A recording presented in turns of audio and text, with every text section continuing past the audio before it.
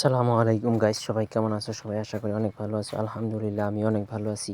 আজকে আমার চ্যালেঞ্জের প্রায় মোটামুটি 40 দিন সম্পন্ন হইলো। আলহামদুলিল্লাহ অনেক ভালো লাগতেছে। চ্যালেঞ্জটা এত দূর নিয়ে আসতে পারে মানে কি আর বলবো। যাই হোক, মোটামুটি আর মাঝে 2-1 দিন যাই হোক, তা অনেক কিছু খামখেলি মানে আমার দ্বারাই ঘটছে যদিও, তাও চ্যালেঞ্জটা এত দূর নিয়ে এলাম এবং তোমরা সাথে আছো বলেই সম্ভব। আলহামদুলিল্লাহ সবার প্রথমে আল্লাহ শুকরিয়া আদায় করি আলহামদুলিল্লাহ। তারপরে যাই হোক, বেশি টাইম দেরি না করে থামাতুম রেডি হয়ে মসজিদের ফেলে যাওয়া শুরু করি।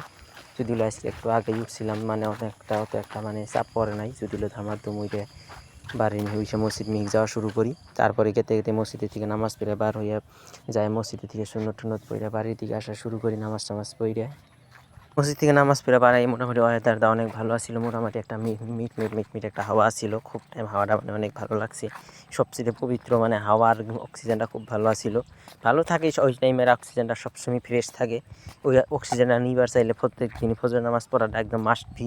আর এমনি আমরা মুসলমান যারা বেশিরভাগ সবই ফজর নামাজটা পড়ার চেষ্টা করা দরকার। তাই সবাই ভালো থাকে, সবাই অবশ্য ফজর নামাজ পড়ার চেষ্টা করবো। তারপর বাইতে এসে আমি একটু কোরআন তেলাওয়াত